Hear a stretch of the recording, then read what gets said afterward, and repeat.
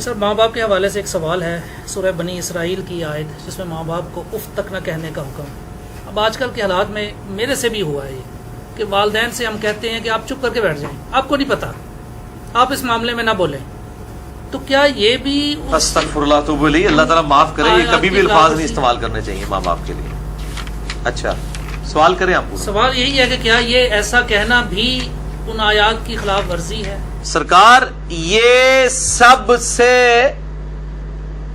بڑی خلاف ورزی ہے، یعنی باقی تو اس سے چھوٹی ہیں جو منع کی گئی ہیں۔ قرآن جو منع کر رہا ہے، یہ 10 کمانڈمنٹس میں میرا مسئلہ نمبر 77 ریکارڈڈ ہے، سورہ بنی اسرائیل میں آیت نمبر 23 سے 39 تک کل 17 آیات میں 10 کمانڈمنٹس ہیں جو تورات اور انجیل میں تھیں اور قرآن میں بھی آئیں۔ اعوذ باللہ من الشیطان الرجیم۔ وَقَضَىٰ رَبُّكَ أَلَّا تَعْبُدُوا إِلَّا إِيَّهُ، اور تمہارے رب نے یہ بات طے کر دی تھی کہ مت پوجنا کسی کو سوائے اس کے۔ پہلی کمانڈ تھی توحید، دوسری وَبِالْوَالِدَيْنِ إِحْسَانًا، اور ماں باپ کے ساتھ احسان کرنا۔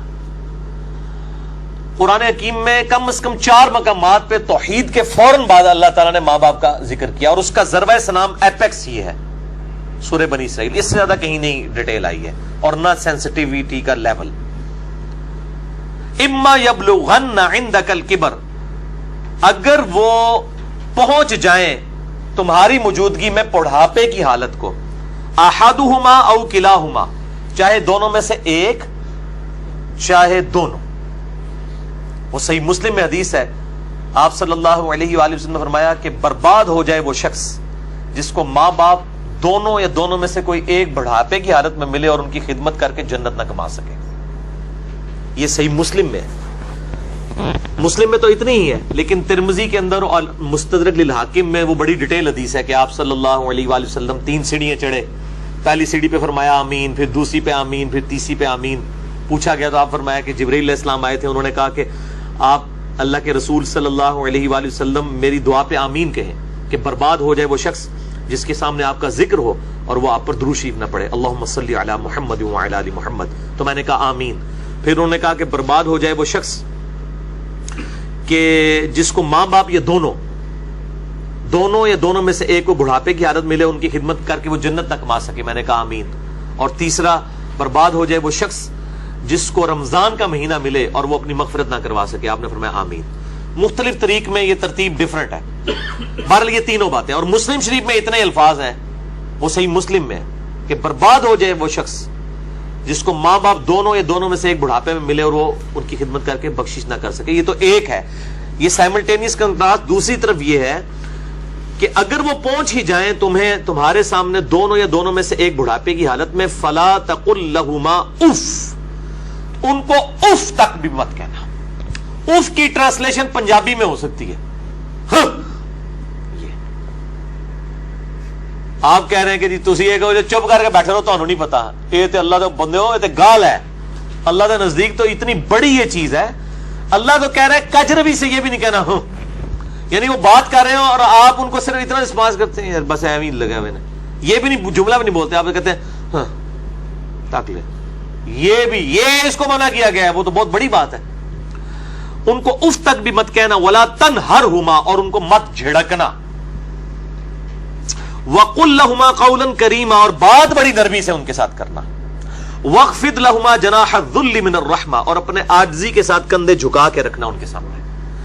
یعنی آپ غیر اللہ کے سامنے جھک نہیں سکتے اتنا کہ آپ کے ہاتھ گھٹنوں تک لگ جائیں، ماں باپ کے سامنے بھی آپ اتنا جھکیں کہ ہاتھ گھٹنوں تک نہ لگیں، یعنی حالت رکوع نہ بنے، اس سے پہلے یعنی آپ نے ایسے ان کے سامنے رہنا، جی ابا جی، جی امی جی، اس طرح اپنے عاجزی کے ساتھ کندھے جھکا کے رکھنا۔ وقل رب ارحمہما کما ربیانی صغیرا، اور ان کے لیے دعا کرنا ہے رب ان دونوں پر رحم فرما جس طرح بچپن میں انہوں نے مجھے رحم کر کے پالا تھا۔ اور یہ وجہ بھی بتا دی کہ بچپن میں چونکہ انہوں نے پالا ہوا ہے، سب سے لاچار انسان کا بچہ ہے۔ بلی کے بچے کو آپ اس ٹیبل پہ رکھ دیں نیچے نہیں گرے گا، اور انسان کا آپ سال کا بچہ بھی رکھ دینا، وہ اگر کروٹ لیتا ہے تو گر پڑے گا، اس کو نہیں عقل کہ میں نے نیچے گرنا ہے یا نہیں گرنا، اتنا لاچار ہے انسان۔ اسی لیے انسان کے ماں باپ کو اتنا حق دیا گیا، چاہے وہ مشرک ہی کیوں نہ ہو، دنیاوی معاملے میں ان کے ساتھ معروف طریقے سے چلنا ہے۔ یہ حضرت لقمان کی جو نصیحت ہے، میرا بھی وہ لیکچر بھی ریکارڈ ہوا ہے، مسئلہ 176 میں نے بتایا۔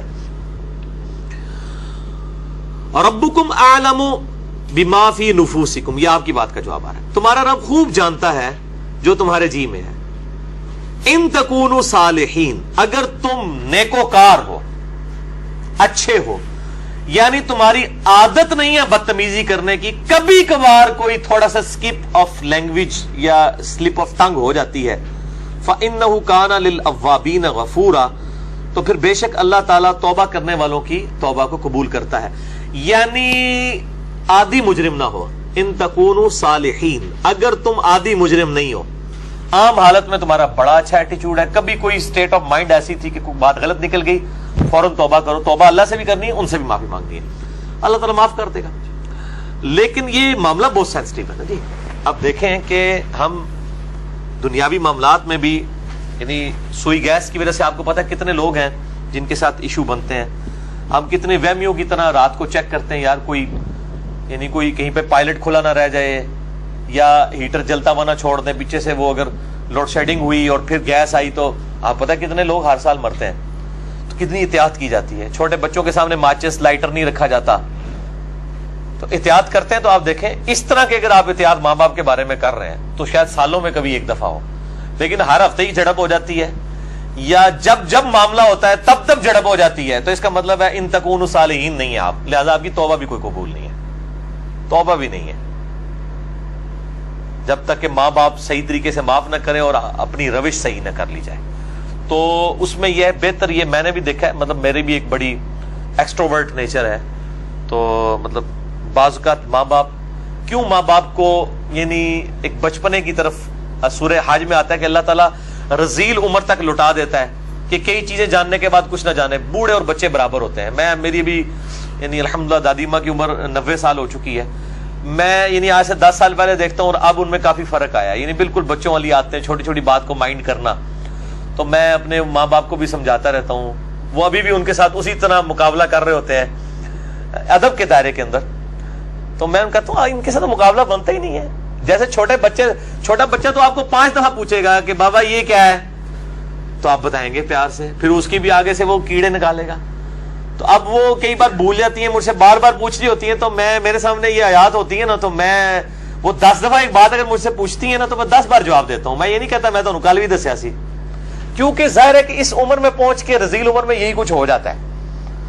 تو انسان کو یعنی بالکل پازیٹیو رہنا چاہیے، ڈرتے رہنا چاہیے، کیونکہ توحید کے بعد قرآن حکیم میں کم از کم 4 جگہ اللہ تعالیٰ نے ماں باپ کے حق کا ذکر کیا، اور جنت اور دوزخ ڈیپینڈنٹ ہو گئی ہے. ٹھیک ہے جی، اس حوالے سے تو بہت احتیاط کرنی چاہیے. سر اب اگر ایسا ہو چکا ہو اور والدین سے معافی بھی نہ مانگ سکے انسان، اور والدین زندہ ہے نہیں سر، وہ ظاہر ہے معافی اسی صورت میں نہیں مانگ سکتا نا اس وقت اس اسٹیج پہ. نہیں، بعض لوگ اس لیے بھی نہیں مانگ سکتے کہ وہ ماں باپ کو چھوڑ کے دوسرے ملک چلے گئے ہوتے ہیں. ہاں یہ بھی ممکن ہے. تو وہ کلیریفیکیشن ضروری ہے. دیکھیں ماں باپ سے اگر ایسا ہو گیا تو فوراً سے پہلے ماں باپ کے لیے دعائیں مغفرت کرے اور ان کی طرف سے صدقہ اور خیرات کرے.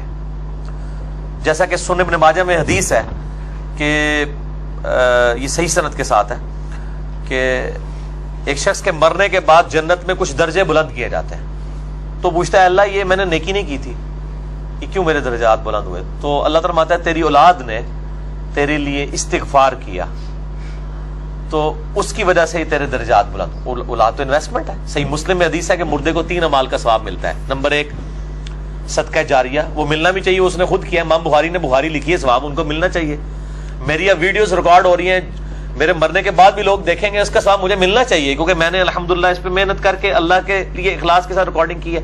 تو میرا ہی عمل ہے، مجھے مل رہا ہے، مرنے کے بعد بھی ملے گا. نمبر 2 علم کی بات، جیسے امام بخاری نے اب صحیح بخاری لکھی ہے تو وہ علم لوگوں تک پہنچایا ہے، ان کو مرنے کے بعد بھی ثواب ملے گا. کسی نے مسجد کے اندر کوئی پنکھا لگوایا ہے، صدقہ جاریہ ہے، مرنے کے بعد ثواب ملے گا. اور تیسرا کہا گیا نیک اولاد. نیک اولاد جو دعا کرتی ہے، نیک اولاد جو صدقہ کرتی ہے. مسئلہ نمبر 74 میرا بڑے لوگ دیکھ چکے ہیں، 1 لاکھ سے زیادہ اوپر اس کے ویورز ہیں اور اس کے کلپس تو لاکھوں تک ہیں. اس میں نے بتایا ہے کون کون سے موڈ ہیں میت تک نفع پہنچانے کے. صدقہ و خیرات ماں باپ کی طرف سے کریں تو انشاءاللہ قیامت الدین اللہ تعالیٰ آپ کے ماں باپ کو آپ سے راضی کر دے گا. جب ان کو مرنے کے بعد آپ کی دعاؤں سے نفع ملے گا تو بڑے خوش ہوں گے کہ ہمارے بچوں نے ہمیں مرنے کے بعد یاد رکھا. اور آپ کی دعاؤں کی برکت سے اگر وہ مشکل میں ہے مرنے کے بعد خدا نہ خواستہ اور وہ آسانی میں آ جاتے ہیں، اور اگر وہ آسانی میں ہے تو اس سے زیادہ آسانی میں چلے جاتے ہیں، تو وہ خود بخود آٹومیٹکلی خوش ہوں گے کہ میرے پتر نے میرے واسطے کیتا ہے، تو اللہ تعالیٰ ان کو راضی کر دے گا. اور ایک دوسری حدیث جو ابو داؤد میں ہے کہ ماں باپ اگر مر جائیں تو ماں باپ کے قریبی رشتہ داروں کے ساتھ اس نے سلوک کرو، ماں مر گئی ہے خالہ کے ساتھ اس نے سلوک کرو، باپ مر گیا تو چچا اور تایا کے ساتھ اس نے سلوک کرو، ایکویلنٹ وہ بھی چیز ان کے لیے آرام کا باعث ہے. اور دعا کریں، یہ جو دعا میں نے پڑھی ہے رب ارحمہما، اے رب ان دونوں پر رحم فرما، کما ربیانی صغیرا، اے اللہ جب میں بچپن میں چھوٹا بچہ تھا جس طرح انہوں نے مجھ پر رحم کیا تو بھی ان پر رحم فرما. یہ آپ تشہد میں دعا لازم کریں، ہم تو مانگتے ہیں چاہے ماں باپ زندہ ہیں مر چکے ہیں، دونوں صورتوں میں ماں باپ کے لیے دعا کرنی. ہم لوگ سمجھتے ہیں بندہ مر جائے ادھر سے دعا کرنی ہے، اور بھائی زندہ ہے جڑا یہ مر گیا ہے، دونوں صورتوں میں دعا تو کرنی. دعا کی ضرورت تو زندوں کو زیادہ ہے، اس لیے کہ مرنے والے تو چلے مر گیا، زندے بندہ جو ہے وہ اس کے پاس تو چانس ہے کہ وہ اللہ کی طرف لوٹ آئے اور وہ گمراہی کا راستہ چھوڑ کے اچھائی کا راستہ، اور اگر اچھائی کے راستے پہ تو استقامت اختیار کریں تو دعا کرنی چاہیے. اور یہ دعا ضرور کرنی چاہیے، اللہم اہدنا الصراط المستقیم صراط الذین انعمت علیہم غیر المغضوب علیہم ولا الضالین، آمین.